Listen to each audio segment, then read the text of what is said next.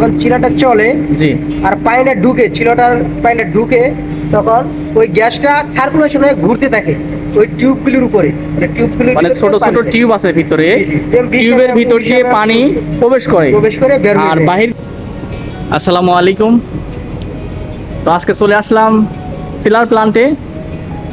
তো আজকে দেখবো আমরা সিলার মূলত কিভাবে কাজ করে।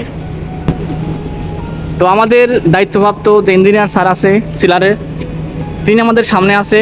তাকে আমরা এখন সিলার সম্পর্কে জিজ্ঞেস করবো, তিনি আমাদের কিছু কোঅর্ডিনেটর কিছু বলবে। আসসালামু আলাইকুম স্যার। ওয়ালাইকুম আসসালাম। স্যার কেমন আছেন? জি আলহামদুলিল্লাহ, আপনি ভালো আছেন? জি ভালো আছি স্যার। আমরা জানতে চাচ্ছি যে এই সিলারটি মূলত কিভাবে কাজ করে। চিলার মূলত হলো পানি ঠান্ডা করার কাজ করে। একটা অ্যাপার্টমেন্ট ঠান্ডা করা কিংবা একটা উৎপাদন প্রতিষ্ঠানকে ঠান্ডা করতে গেলে চিলার মেশিনের প্রয়োজন হয় আর কি। আচ্ছা, আপনি বলতে চাচ্ছেন যে একটি সিলার মেশিন দিয়ে পানিকে ঠান্ডা করে।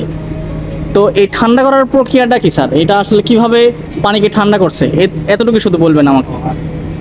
চিলার মূলত হলো দু প্রকার, একটা হলো অ্যাবজর্বেশন আর একটা হলো যেটা কম্প্রেসর টাইপ চিলার, মানে ইলেকট্রিক চিলার বলা হয়। জি তো আমাদের এখানে যা আছে এগুলো ইলেকট্রিক চিলার।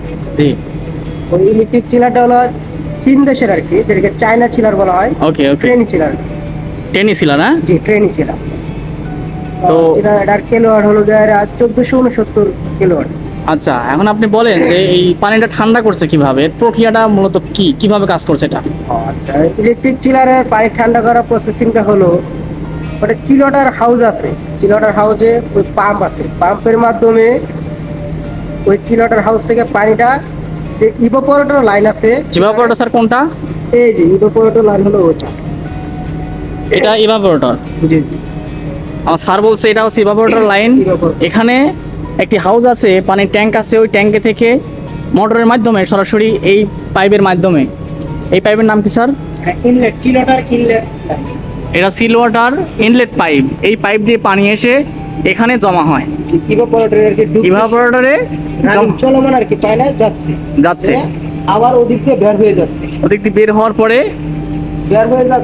কিন্তু চিলারটা যখন বন্ধ থাকে Yes. তখন যে পানিটাকে ঠান্ডা করা হয়, মানে এটা প্রত্যক্ষ এবং পরোক্ষ ভাবে আর কি, Yes. দুই ভাবে মিলাই পানিটাকে ঠান্ডা করা হয়। জি তো ওটা পরোক্ষ। স্যার, আমরা একটু ক্লিয়ার করি স্যার।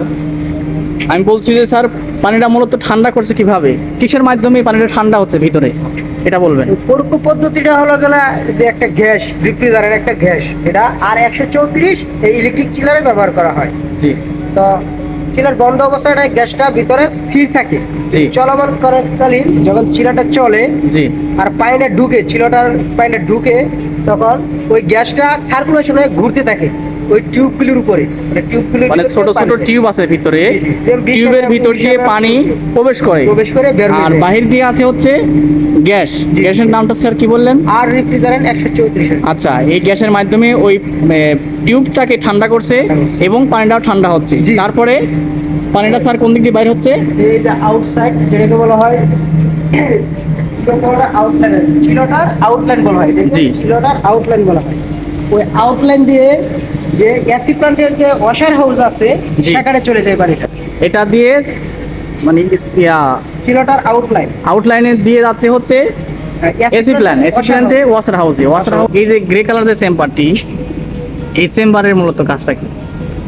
এই চেম্বারটি এই চেম্বারটি হলো, একে বলা হয় কন্ডেন্সার।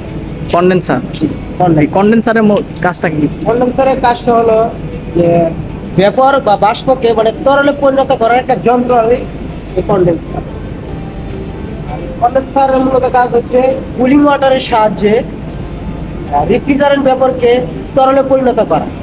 আচ্ছা এই কন্ডেন্সারের কাজ। আচ্ছা, এই যে আমরা অনেকগুলি এখানে দেখতে পাচ্ছি, ফিল্টারের মতো দেখতে পাচ্ছি, ট্যাঙ্কের মতো দেখতে পাচ্ছি। তো এই ট্যাঙ্ক মূলত কি কাজ করছে? এই ট্যাঙ্কগুলি আসলে এগুলোকে অয়েল সেপারেটর বলা হয়। অয়েল সেপারেটর, হ্যাঁ।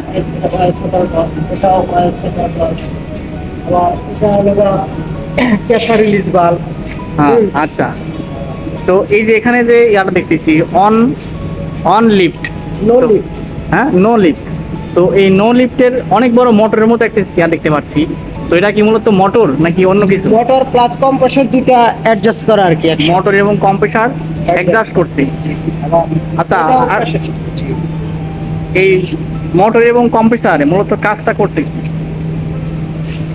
রিফ্রিজারেন্ট যে গ্যাসটা আছে সেটা প্রসেসিং আকারে সার্কুলেশন করতেছে আর কি। মানে ভিতরে যে গ্যাসটি আসে এই গ্যাসটি কন্টিনিউ সে ঘোরাচ্ছে, তাই তো চারিদিকে ঘোরাচ্ছে, তার জন্য মোটর এবং কম্প্রেসার এখানে প্রয়োজন হয়, তাই তো? আবার ওয়েল থাকলে সেটা আবার সেপারেশন করে দিচ্ছে আর কি, এটা এই কাজ করা হচ্ছে।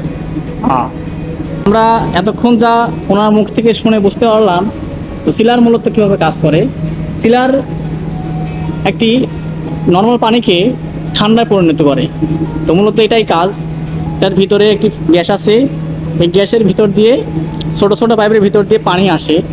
পানি আসার সময় ওই টিউবের ভিতরে যে গ্যাসটি, টিউবের সাইডে যে গ্যাসটি থাকে, ওই গ্যাসের কারণে এই পানিগুলি ঠান্ডা হচ্ছে। এতটুকুই কাজ। সিলার মূলত পানিকে ঠান্ডা করছে এবং এই ঠান্ডা পানি এসি প্ল্যান্টের যে ওয়াটার হাউস আছে সেখানে সাপ্লাই দিচ্ছে, সেখান থেকে আবার ফ্লোরে টেম্পারেচার যে পরিমাণে লাগবে সেভাবে সেখানে আউট করছে। তো সিলার সম্পর্কে আজকে হয়তো আপনাদের কনফিউশন দূর হয়ে যাবে। তো যদি এই ভিডিও থেকে আপনি সিলার সম্পর্কে জানতে পারেন তো অবশ্যই আমার চ্যানেলকে সাবস্ক্রাইব করবেন এবং পরবর্তী কী ধরনের ভিডিও চান সেটাও কমেন্টে জানিয়ে দেবেন।